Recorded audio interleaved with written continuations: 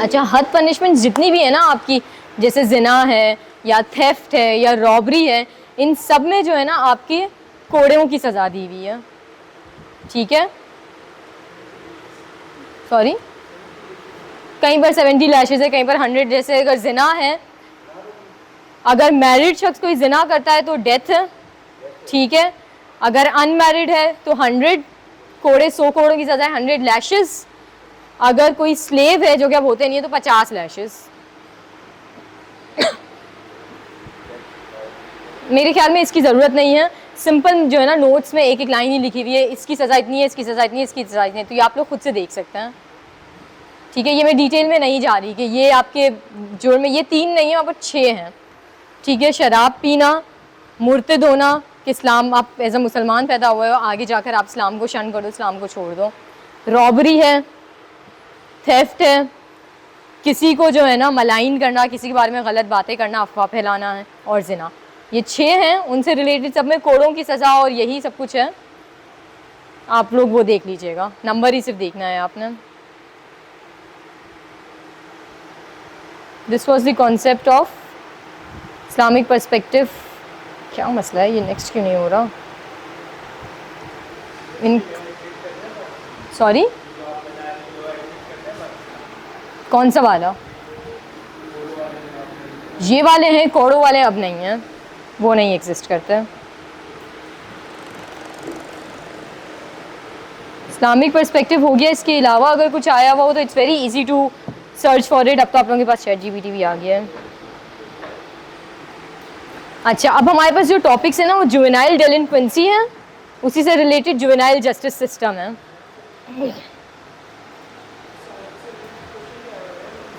आता है, हाँ आता है, जुवेनाइल डेलिंक्वेंसी और जुवेनाइल जस्टिस सिस्टम से रिलेटेड क्वेश्चन आता है।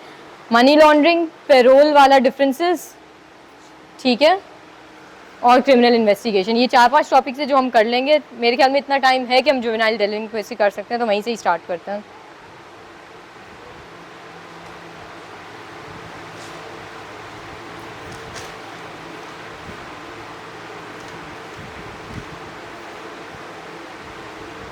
जुवेनाइल क्या होता है?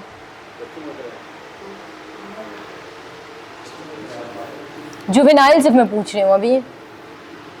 सही बोल रहे हैं आप लोग, जोर से बोले, मुझे आवाज़ नहीं आई है शोर में। जुवेनाइल सिर्फ, अभी जुवेनाइल डेलिंक्वेंसी की बात नहीं कर रही, जुवेनाइल बच्चे। ठीक है, अब बच्चे कौन से बच्चे? 4 साल के बच्चे, 17 साल के बच्चे, क्या बच्चे?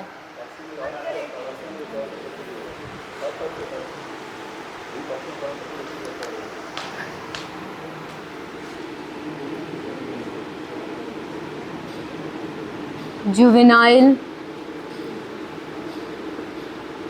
डेलिंक्वेंसी, जुवेनाइल आपके क्या होते हैं? माइनर होते हैं। ठीक है, हर लॉ के, हर कंट्री के लॉ के हिसाब से डिफरेंट होते हैं, बट जनरली कहा जाता है between the age of 10 till 18। ठीक है, 10 से पहले जो होंगे ना, 9 साल के ऊपर तो कोई क्रिमिनल लाइबिलिटी होती ही नहीं है। 10 से 18 साल, 18 से एक दिन कम, 18 साल के अडल्ट हो जाते हैं, वो आपके जुवेनाइल होते हैं। ठीक है, अब जुवेनाइल डेलिंक्वेंसी क्या होती है? डेलिंक्वेंसी क्या है? ये है क्राइम ही, बट जब कोई बच्चा करता है ना तो उसे हम जुवेनाइल डेलिंक्वेंसी बोलते हैं। हम उसे क्राइम नहीं कहते हैं, हम उस बच्चे को क्रिमिनल नहीं कहते हैं, हम उस बच्चे को जुवेनाइल डेलिंक्वेंट कहते हैं। ठीक है, कोई भी ऐसा एक्ट कोई अडल्ट करेगा तो वो क्राइम होगा, कोई बच्चा करेगा तो वो जुवेनाइल डेलिंक्वेंट होगा या जुवेनाइल डेलिंक्वेंसी एक्ट होगा। ठीक है, मरियम वेबस्टर डिक्शनरी जो है आपकी, वो कहती है कि juvenile delinquency is the violation of law committed by a juvenile and not punishable by death और लाइफ इम्प्रिजमेंट। ठीक है, एक बच्चे को कभी भी लाइफ इम्प्रिजमेंट और डेथ्स, ये 2 सजाएं नहीं दी जाती। अब जुवेनाइल डेलिंक्वेंसी कैन और can not be criminal in nature. अगर हम डेलिंक्वेंसी की बात करें, it can be criminal in nature, it can be non criminal in nature. ठीक है, कोई ऐसा एक्ट जो कि एक अडल्ट कर रहा हो और वो क्राइम है, तो हम बच्चों के लिए वो क्रिमिनल नेचर में लेंगे। चोरी करना, बच्चे कत्ल भी कर देते हैं, कत्ल करना, वो सारे क्रिमिनल जुवेनाइल एक्ट होंगे। ठीक है, नॉन क्रिमिनल कौन से होते हैं? आप ये जो है ना डिफाइन किए गए हैं वो जुवेनाइल डेलिंक्वेंट एक्ट जो कि नॉन क्रिमिनल होते हैं, वो आपके कौन से होते हैं? कॉन्फ्लिक्ट विद अथॉरिटी फिगर्स, अपने बड़े बूढ़ों के साथ बदतमीज़ी करना, लड़ाई झगड़ा करना, बहस व मुबाहिसा करना, आपकी टीचर के साथ, आपके पेरेंट्स के साथ, ओल्डर सिबलिंग्स के साथ, रूल्स वगैरह जो वो सेट कर रहे हैं वो फॉलो ना करना। अक्सर बच्चे होते हैं टीचर्स के साथ बहुत बदतमीज़ी करते हैं, वो सारे आपके नॉन क्रिमिनल जुवेनाइल डेलिंक्वेंट एक्ट में आ जाएंगे। ठीक है, इसके अलावा भी बहुत सारे हैं। क्लासेस स्किप करना, बज़ाहिर आप किसी के साथ बदतमीज़ी नहीं कर रहे हो but you are skipping classes. ठीक है, यू आर स्टबर्न, आप बहुत ज़्यादा ज़िद्दी हो, जो कह रहा है कोई बड़ा कुछ उसकी बात नहीं मानना, एक तरह से बदतमीज़ी ही होता है। डिसओबीडियंस, ठीक है। इसके अलावा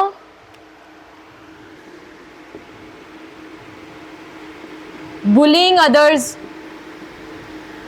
अपने से छोटों या बड़ों को बुली करना। ठीक है, फिजिकल फाइट में इंगेज होना,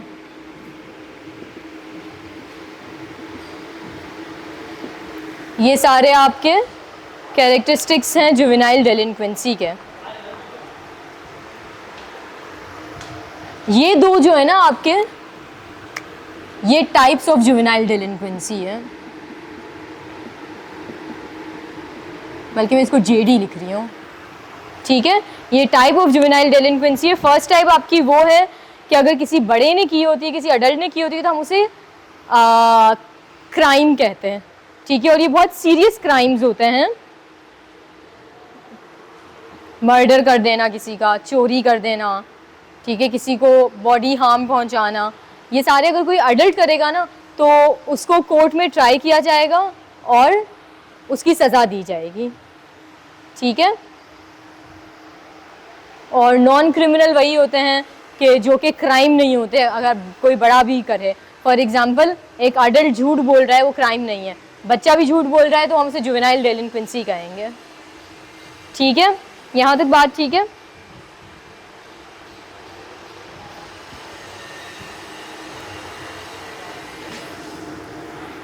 इसके बाद हमारे आ जाते हैं causes of juvenile डेलिंक्वेंसी।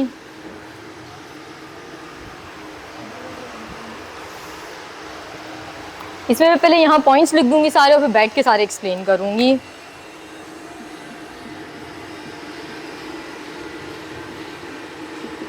In adequate, I hope आप लोगों को कल वाली थियरीज याद हो, वो हम यहाँ कहीं ना कहीं अप्लाई करेंगे। इन एडिकेट फैमिली एनवायरनमेंट, ठीक है,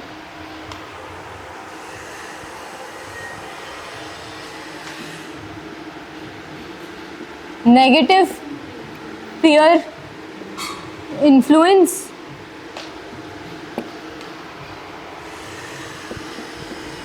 poverty, illiteracy, general inequality in society.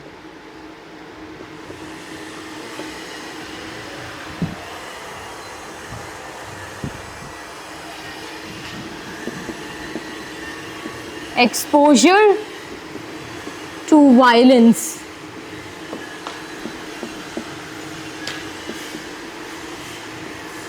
psychological disorders,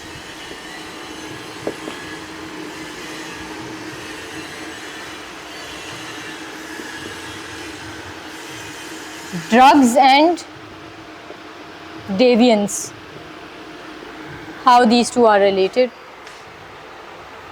यहाँ तक ठीक है। अब हम इसको वन बाय वन डिस्कस करेंगे, स्टार्टिंग विथ इनएडिक्वेट फैमिली एनवायरनमेंट। एक बच्चा है, वो एक ऐसी फैमिली का पार्ट है जो कि ब्रोकन है, ठीक है, या तो सिंगल पेरेंट है, या फिर जो हैं भी उनके आपस में बहुत लड़ाई झगड़े घरों में हो रहे हैं, बहन भाइयों के आपस में बहुत लड़ाई झगड़े हो रहे हैं हर वक्त, तो उस तरह के इन्वायरमेंट में जो है बच्चा जब बड़ा होता है तो वो क्रिमिनल एक्टिविटीज़ की तरफ जाता है। फॉर एग्ज़ाम्पल, अब एक घर है, वहाँ पर बहुत लड़ाई झगड़े होते हैं, ठीक है, वहाँ पर उनको सही बच्चों के ऊपर टाइम इन्वेस्ट करने का टाइम ही नहीं है। तो उन हालात में बच्चे क्या करते हैं, they go outside, they find some other people to spend time with.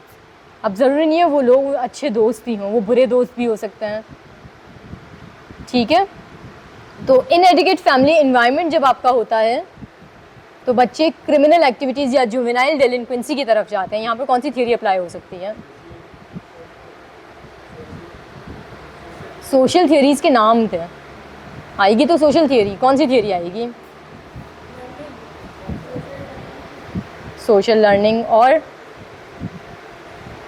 Family जो है आपका इंस्टीट्यूशन ऑफ सोशल कंट्रोल है। हमारी सबसे पहली थियरी कौन सी थी?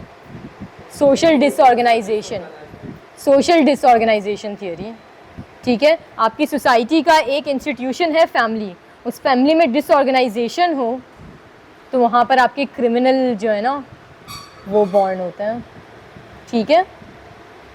नेक्स्ट है आपका नेगेटिव पीयर इन्फ्लुएंस। अगर आप एक ऐसे ग्रुप का पार्ट हैं, ये बहुत ज़्यादा कॉमन है लड़कों में, स्कूल में अगर एक दो लड़के अगर स्मोकिंग करते हो उनको देख के तीसरा चौथा पांचवा भी सिगरेट पीना शुरू कर देगा, ठीक है। This is your negative peer influence. यहाँ पर बहुत सिंपली आपकी सोशल लर्निंग थियरी आ सकती है, आप अपनी सोसाइटी से लर्न करते हो। इसके अलावा कोई थियरी आ सकती है?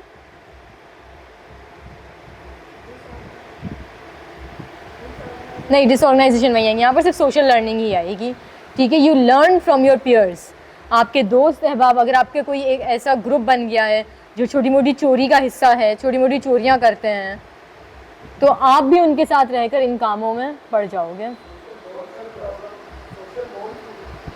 सोशल बॉन्ड थियरी यहाँ पर नहीं आएगी। सोशल बॉन्ड थियरी में इंस्टीट्यूशन की बात हो रही है ना, यहाँ पर ये आपके पीयर से इन्फ्लुएंस हो रहे हैं। पीयर आपके आसपास के लोग होते हैं, उनको देखकर आप इन्फ्लुएंस हो रहे हो,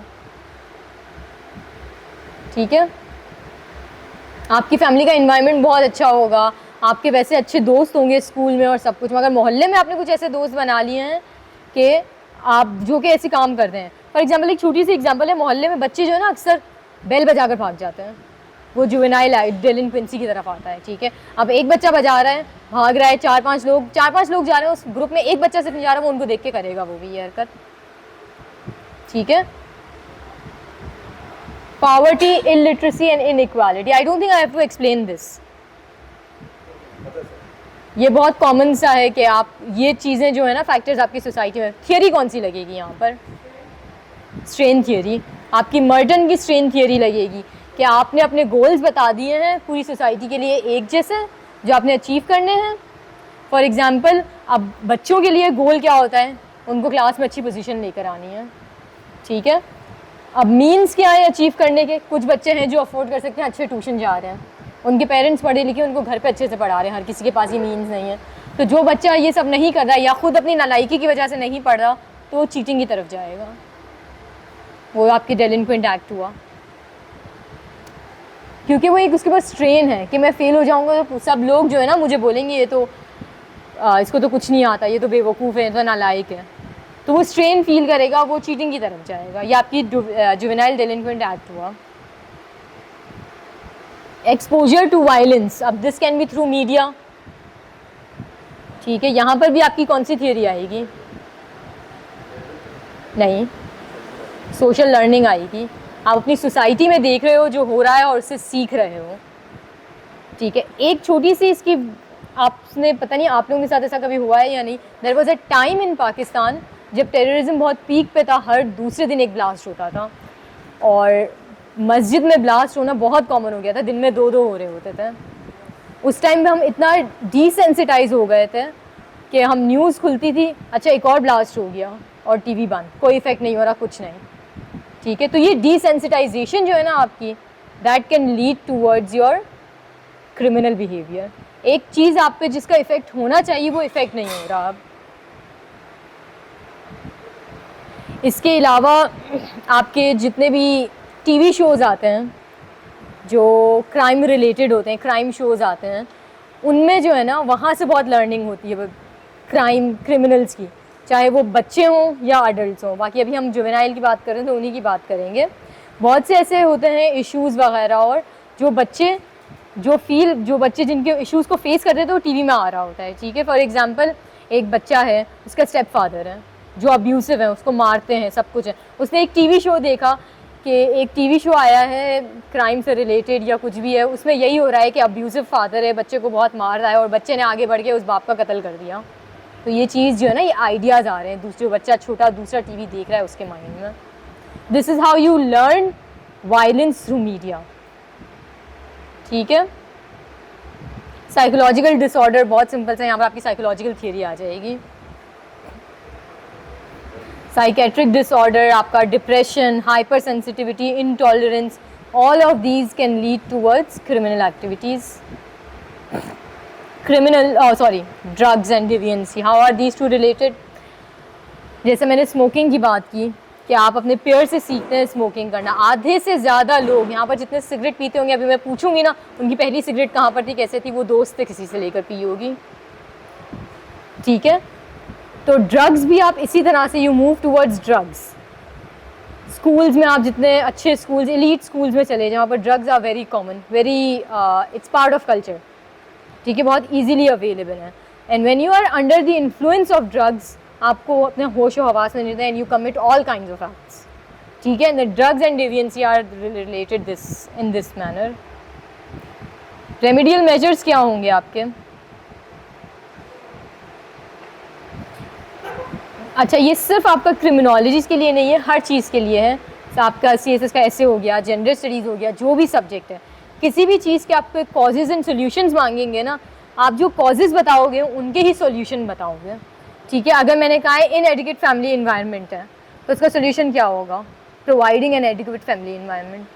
दूसरा मैंने बताया आपको पावर्टी एंड इनइक्वालिटी, उसका सोल्यूशन क्या होगा? Reducing poverty and inequality. तो आपके सोल्यूशन सारे जो है ना आपके कॉजेज़ में से निकल के आने चाहिए, ठीक है।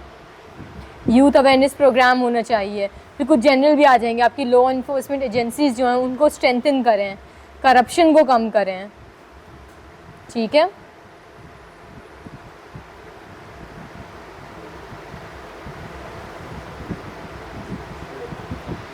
इफेक्ट्स ऑफ जुवेनाइल डेलिंक्वेंसी, ये हमने कॉजेज़ किए थे।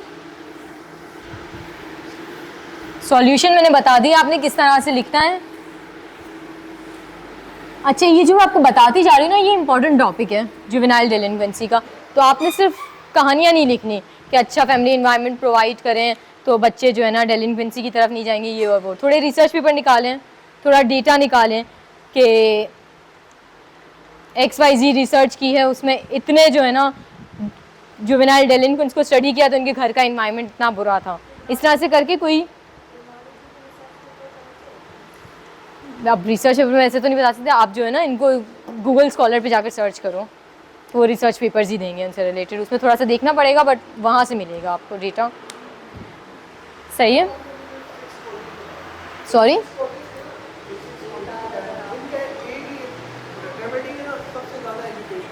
मुझे समझ में नहीं आया आपका पॉइंट, सॉरी मुझे आवाज़ नहीं आई थी। 10 जी,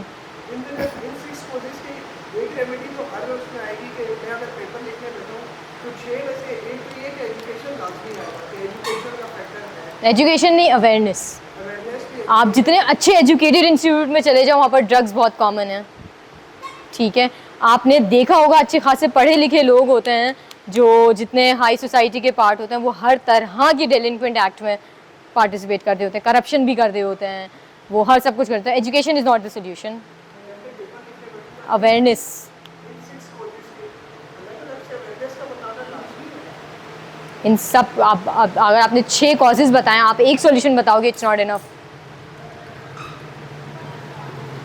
अगर देखें आपको क्वेश्चन आया है ना व्हाट इज जुवेनाइल, एक क्वेश्चन आपके पास आता है, मैं इसको थोड़ा सा एक्सप्लेन कर देती हूँ, 20 मार्क्स का, ठीक है।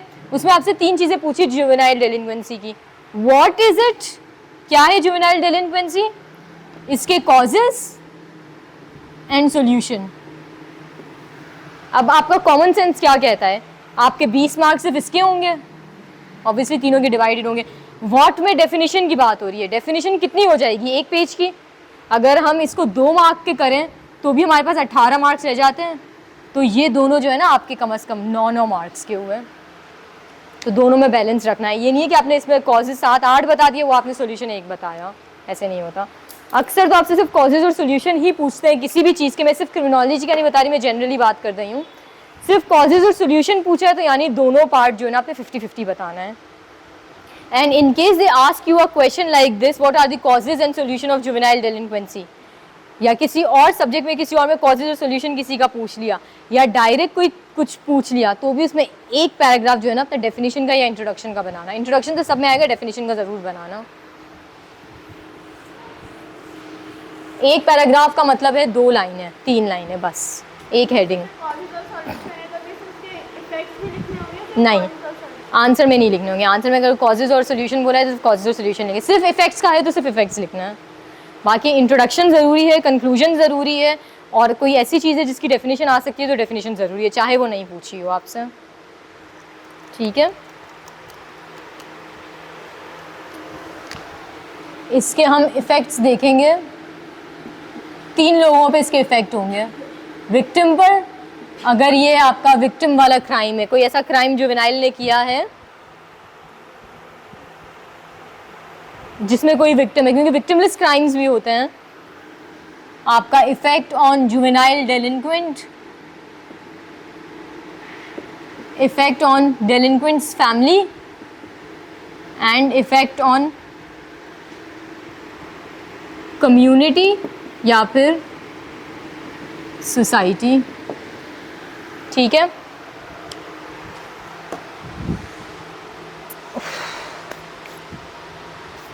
अब सबसे पहली बात, सबसे पहला इफेक्टिव जो है आपका किसी भी डेलिंक्वेंट एक्ट का, उसका विक्टिम होता है। ठीक है, अगर आप मर्डर कर रहे हैं ऑब्वियसली उसको जान से गया। अगर आप किसी से लड़ाई झगड़ा फिजिकल फाइट कर रहे हैं तो उसको चोटें लगी होंगी, उस पर इफेक्ट हुआ है। अगर आप चोरी कर रहे हैं तो उसका माली नुकसान हुआ है, तो उस पर तो इफेक्ट डायरेक्ट इफेक्ट है आपका। ठीक है, साइकोलॉजिकल इफेक्ट हो सकता है उस पर, उसके फाइनेंशियल इफेक्ट हो सकता है, उसकी हेल्थ पे जो है ना डिटोरिएट कर सकती है। ये सारे इफेक्ट जो हैं आपके विक्टिम पे होते हैं। पहले तो जुवेनाइल डेलिंक्वेंट पे आपके क्या इफेक्ट होते हैं। अच्छा, जुवेनाइल को जो है ना आप ट्राई करते हो कोर्ट में। ठीक है, उसकी प्रोसीडिंग्स वगैरह हम पढ़ लेंगे किस तरह से होती है क्या, मगर ऐसा नहीं है कि बच्चे ने जुर्म किया है तो उसको छोड़ दो, छोड़ते नहीं है उसको। सबसे पहला इफेक्ट क्या होता है, लॉस ऑफ फ्रीडम। एक बच्चा है, उसकी उम्र है खेलने कूदने की, ठीक है, बाहर जाकर क्रिकेट खेलना है, दोस्तों में जाना है, सोशल जो है ना उसकी ग्रूमिंग होनी है, सब कुछ पे इफेक्ट पड़ता है। उसका लॉस ऑफ फ्रीडम सबसे पहला है। ठीक है, उसकी फ्रीडम जो है वो कर्टेल हो जाती है। When the freedom is lost, जब वो फ्री नहीं होता तो उसका फिर और इफ़ेक्ट होता है। किस तरह से, एजुकेशन पे। अगर वो बच्चा स्कूल जाता है, कॉलेज जाता है, तो उसकी एजुकेशन जो है ना रुक जाएगी। अगर उसको 1 साल की सज़ा मिली, 1 साल बाद आएगा वो, तो 1 साल पीछे जाएगा।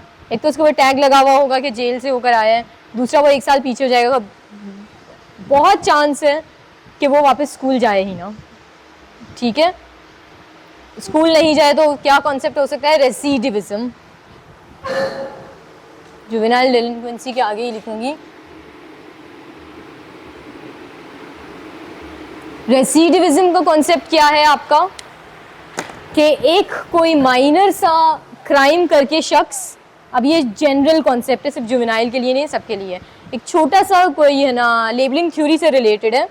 क्राइम करके एक शख्स जेल जाता है तो वो चांसेस होते हैं कि वो और ज़्यादा हार्डकोर क्राइम्स की तरफ जाए। किस तरह से, 2 तरीके हैं। एक तो वहीं पर ही वो जो है ना किसी गैंग का पार्ट बन जाए। ठीक है, जेल्स में भी, आपके प्रिजन्स में भी आपको अपने सर्वाइवल के लिए करना पड़ता है। ठीक है, तो वो वहीं से ही और हार्डकोर क्रिमिनल के साथ रहते हुए आप और ज़्यादा हार्डकोर क्राइम्स करना सीख जाओ। दूसरा, जब आप बाहर आते हो तो सोसाइटी आपको एक्सेप्ट नहीं करती। एक शख्स 2 साल 3 साल अगर लेट्स से चोरी के ऊपर, अपने वर्क प्लेस पे उसने चोरी की है, अपनी जॉब पर उसने चोरी की है और वो जेल चला जाता है, 2 साल बाद 3 साल बाद आता है, तो कोई इसको नौकरी पे नहीं रखेगा कि ये तो चोरी के इल्ज़ाम में गया था, यहाँ पर वापस करेगा। अब ऐसे हालात में वो वापस क्राइम की तरफ राग़िब होता है, उसे हम रेसिडिविज़म कहते हैं। ठीक है, एक तो आप जेल जाओ और वहाँ पर कुछ इस तरह के नेगेटिव इन्फ्लुएंसेस हों या जो भी हों कि आप और ज़्यादा हार्डकोर क्रिमिनल बन जाओ, दूसरे वापस आने के बाद आप और ज़्यादा क्राइम की तरफ राग़िब हो जाओ फॉर वॉट एवर रीज़न। तो बच्चों के लिए जो है ना रेसिडिविज़म का ज़्यादा चांसेस होते हैं, क्योंकि बच्चे जो है ना अभी लर्निंग फेज़ में होते हैं, वो ज़्यादा गद्दारी की तरफ जाते हैं, बगावत की तरफ जाते हैं। ठीक है, इसके अलावा आपके साइकोलॉजिकल इफ़ेक्ट्स होते हैं बच्चे पर, और ज़्यादा सेल्फिश हो सकता है, इनसेंसिटिव हो सकता है वो। ठीक है, इफ़ेक्ट्स ऑन फैमिली क्या होते हैं? सोसाइटी में आपकी एक साख जो होती है, गुडविल आपकी होती है, वो ख़राब होती है। एक मोहल्ला है जहाँ पर सब अच्छे से रह रहे हैं, एक दूसरे के घर पे आ रहे जा रहे हैं, वहाँ पर पता चले कि एक बच्चा है वो जेल गया हुआ है, तो उस मोहल्ले को ना उस एक घर को जो ना पूरा मोहल्ला कट कर देगा। इसकी वजह से आपका ट्रॉमा फैमिली जो है ना बर्दाश्त करेगी, साइकोलॉजिकल इफ़ेक्ट्स होंगे। ठीक है, अब अगर आपके लॉयर्स वगैरह आप करवा रहे हो केस लड़ने के लिए, तो फाइनेंशियल इफ़ेक्ट्स होंगे, आपका मॉनेटरी जो है ना टर्म में आपके मसले मसाइल होंगे। इसके अलावा जो विक्टिम होता है, जिसका लेट्स से हमने अभी यहाँ पर जो है ना वो पढ़े थे इस्लामिक पर्सपेक्टिव में, क्राइम के पढ़े थे, किसास दिया, ये सब कुछ। ठीक है, ये सारे अगर पॉइंट ऑफ व्यू से देखें, अगर कोई मर्डर कर दिया है किसी बच्चे ने, तो अब ये फैमिली की एथिकल रिस्पॉन्सिबिलिटी होती है कि वो विक्टिम को और विक्टिम की फैमिली को अकोमोडेट करें। ठीक है, उसकी रिस्पॉन्सिबिलिटी उनके ऊपर होती है कि अगर आप उसे दियत देना चाह रहे हो तो उनकी रिस्पॉन्सिबिलिटी होती है। तो फैमिली के ऊपर भी उनकी अपनी लाइफ अच्छी खासी डिस्टर्ब होती है, उनको सोसाइटी में स्टिग्मा बना दिया जाता है, उसके बहन भाइयों के साथ जो है ना अलग बर्ताव होने लगेगा कि ये तो चोर का भाई है, ये तो कातिल का भाई है या बहन है, इस तरह से। तो आपकी फैमिली पे भी इफ़ेक्ट होते हैं। इफ़ेक्ट्स ऑन कम्युनिटी क्या होंगे? आपकी कम्युनिटी, अगर जुवेनाइल डेलिंक्वेंट एक्ट जो है वो इस तरह से गैंग फॉर्मेशन है, उसका डायरेक्ट इफेक्ट आपकी सोसाइटी पे है। ठीक है, आप गैंग का पार्ट बन गए हो, आप मोहल्ले में जो है ना दादागिरी कर दे हो, तो पूरी कम्युनिटी पे इसका इफेक्ट हो रहा है।